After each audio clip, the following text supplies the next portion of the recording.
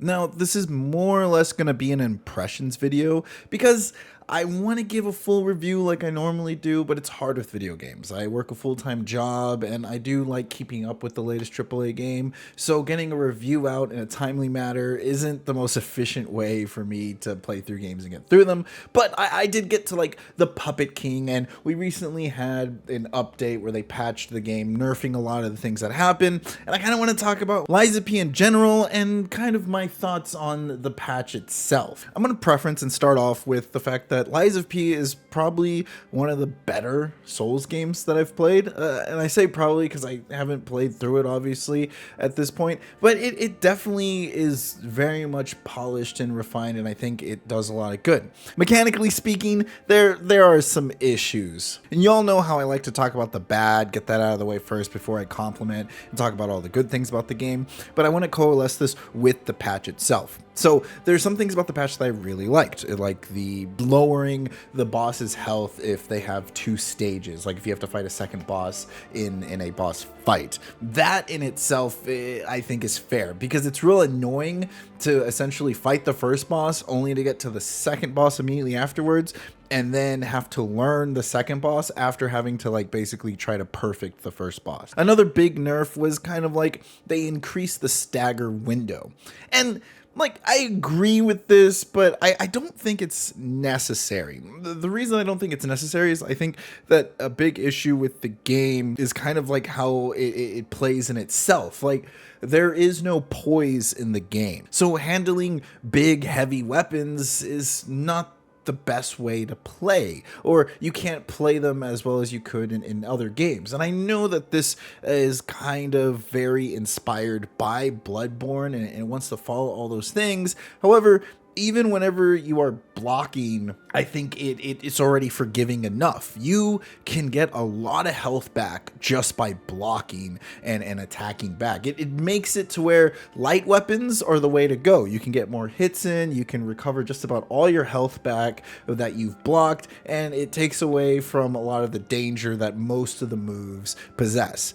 This is also coming from a guy that's not that great at the game. Secondly, I think having the stagger window bigger is good, and because, well, a lot of the enemy's moves, a lot of the boss's moves knock you back. So if you block them, or even if you perfect parry them, you're pushed away, and then you have to walk up to them.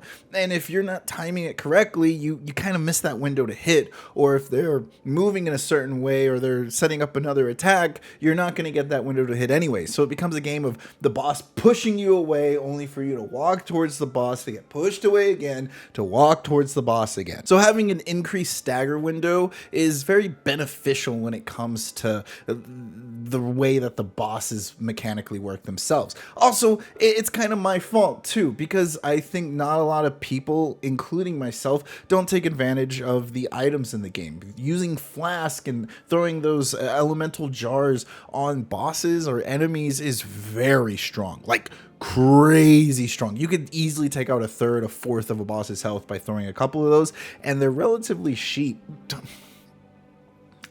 They're relatively cheap compared to other things out there. I definitely use them when I've just had enough of a boss and I knew their health was low enough for me to just finish them outright. Basically what I'm getting at is, to get past the pushback mechanic, throw some jars at people. Yet as I say that, I think some of you are already probably seeing a trend, is that there is kind of a meta way of playing this game. You know, you can't use poise, so it's better to block and use a light weapon to get your health back. Jars are very powerful in this game, so if you get knocked back, you want to throw jars. It limits the creativity of how people may want to approach the game. It doesn't stop you from doing it, it just makes it a lot harder. And I think there's a difference between a game being challenging and punishing. So if something's challenging, you know, your certain playstyle adds a difficulty that is fulfilling. Whereas punishing, it's not as fulfilling. There's nothing fun or challenging about being pushed back and chasing a boss with a heavy weapon. So the whole get good notion that people may say or throw at others for dying or struggling for the game's more punishing mechanics and not challenging mechanics, for me, is just saying, oh, you need to play the game this way in order to succeed, and I don't think that in itself is great game mechanics. The third thing, probably a big problem that I have with the game is, and I'm probably spoiled from Elden Ring, if I'm going to be completely honest, there are a lot of times when you have to fight a big boss and their attacks will go off screen. They won't fit on your TV or monitor and you won't be able to see them coming all the time. And so you'll actually get hit by them either way. Whereas in other From Software games, a lot of the big bosses, if you couldn't see the attack, a lot of times it means you're safe, or you can walk in between their legs and avoid it. There is this window where their elbow essentially just can't get down to you because the hand of their weapon is too far of reach. In Lies of P, it doesn't, anything in front of the boss is essentially going to hit you, and if you can't see the boss, sometimes you don't know what move they're actually pulling out, because my fourth problem is a lot of the moves are very similar. A boss may wind up, throw their hand over their head to hit you, and then they do a sweep attack. But then they'll do the same animation again, but then they'll come and bring the hammer down. It can be a little confusing and frustrating, and I know a lot of times there are subtle differences to it, but I just feel like it's not telegraphed properly to give me that challenging experience. It's more of a punishment factor. I think there's making the game difficult, but also you're losing out on that more fulfilling side of it as well. Okay, I'm done talking about the bad things. I know it sounds like I really hate the game, but I swear I don't. Those are honestly just the 4 things that are probably the worst parts about the game. Just objectively speaking, they make the game feel more punishing instead of more challenging and can create frustrating situations. Now, I myself haven't jumped into the patch, so I don't know what difference it makes, though one of my moderators was playing against the Puppet King pre-patch and playing against him post-patch. And he was struggling against the Puppet King just as much as I was, and I deem him a lot better at Souls games than me. But then after the patch, he essentially one-shotted the boss only using 1 healing flask. So, secondhand knowledge, make of it what you will. Now, if you are a fan of Souls games, if you have been hesitating to buy this game, if you don't know if this is the first Souls games you should jump into, I say by all means, go ahead and take the plunge. Especially if your first Souls games was Elden Ring and you like that one, definitely play this one. It is a huge tribute and it is really well made. The map design is very much more linear, so you're always just heading in a straight path, and it's more about the fights and engaging with the enemies than actual exploration and that sorts. And I appreciate that. I really do enjoy linear games, and I think we should have more of them. Not everything needs to be open world, mainly because a lot of open world games just have nothing to do with them. That's a nitpick. That's off topic. Not only this, but the story in Lies of P is very direct, but also subtle. It's inspired by Pinocchio, and I absolutely love the story in this game. I've never been one to care about From Software stories. Most of the time just end up watching a YouTube video that explains everything to me, but I was definitely more engaged because this one is a lot more focused on itself. It's very simplistic to understand, yet has depth if you want to infer it even deeper. The whole notion of lying and what it means to be human, and the humanity that we share to one another and to ourselves through the actions we make towards other people. It's actually really beautiful, and I think it's very much part of a driving factor where I want to hear more and I want to see more and I want to see where it goes and what actually happens to my character itself, because the choices you make obviously affect you as a character. And yes, a lot of the times the choices are very blatant and obvious, and it's like they're holding your hand through it. It's not very big decision making like in Baldur's Gate 3, but it's like telling a story. It's expressing itself to you, and that's all you need sometimes. You don't need to stress the players out with decisions. You can get a point across and let them just enjoy the movie and let them kind of have their own philosophical thoughts about things.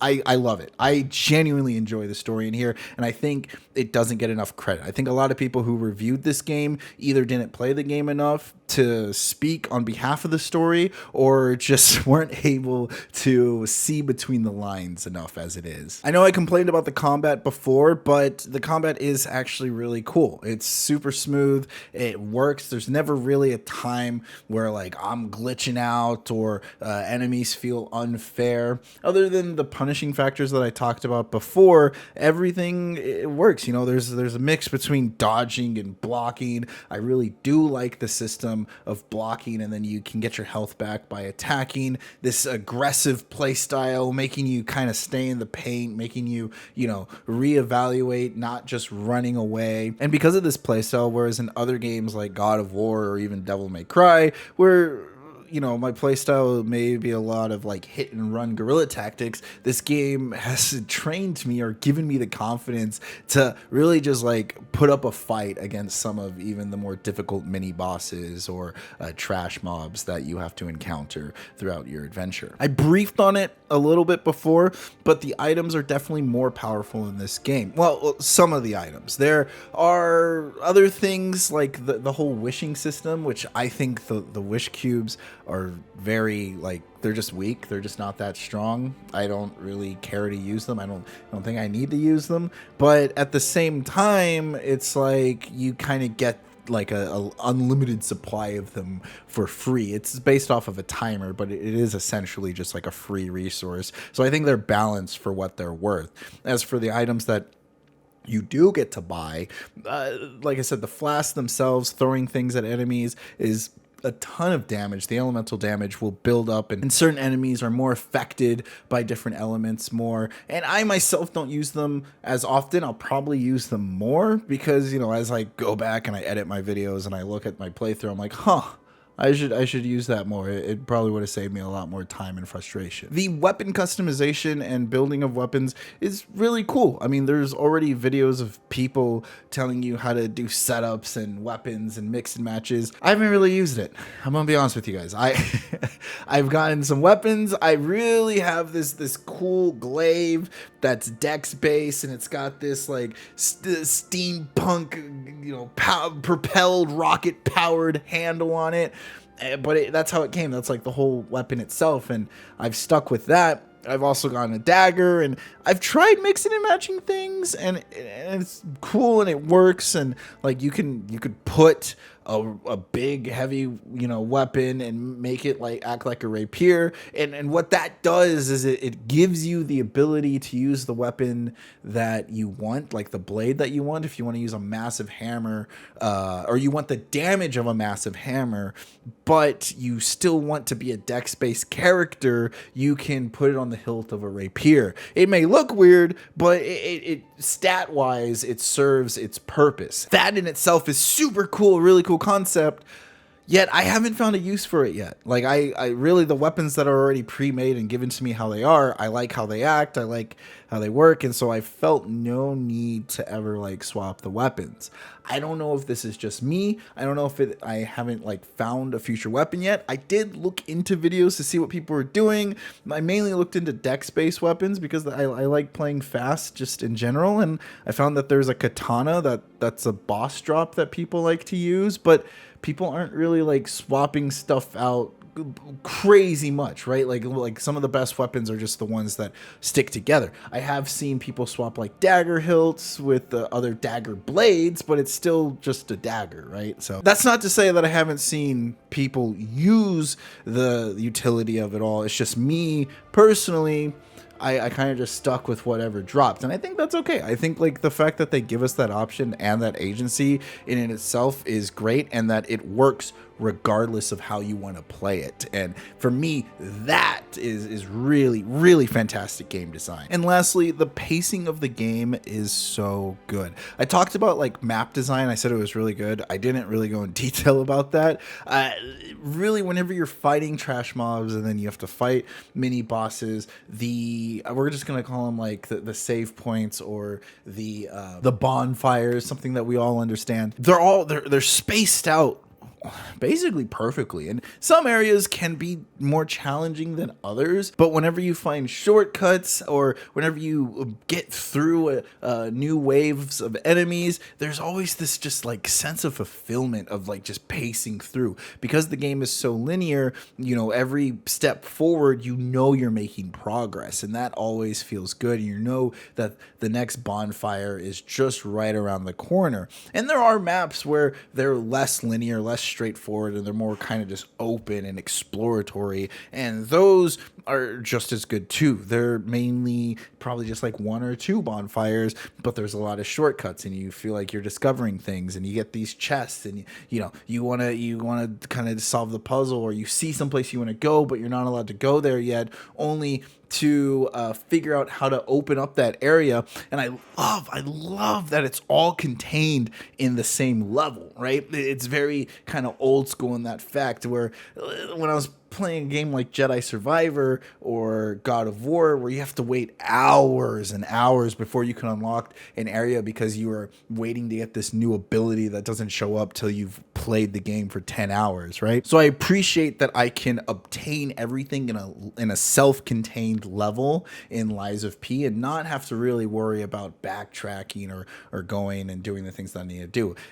All of my enjoyment is in that level, and there's a huge sense of fulfillment whenever you complete a level. But yeah, that's kind of my impressions on Lies of P. I haven't beaten the game yet, so I don't really want to give it a score. Who knows? Maybe the second half of the game is just absolute garbage. I doubt that, considering how many good things people have said about it. However, it is definitely a game that I would recommend to people. It's something that I enjoy. I've already put 20 plus hours into it, and I'm more than happy to put another 20 plus hours into it. From the moment you start playing the game, it is fun, and it continues to be fun. And yes, there are those frustrating points I talked about earlier, but the good definitely outweigh the bad. So let me know. Are you having fun with Lies of P? Is the nerf making the game too easy? And are you one of the proud people who beat the game before the nerf happened? For more 101 on gaming, it's your digital hero. Until next time, play nice. Oh, and hey, go check out my stream. We just hang out, play games. I go over and review them as I'm playing them, or we just make jokes every Thursday and Friday. Hope to see you there.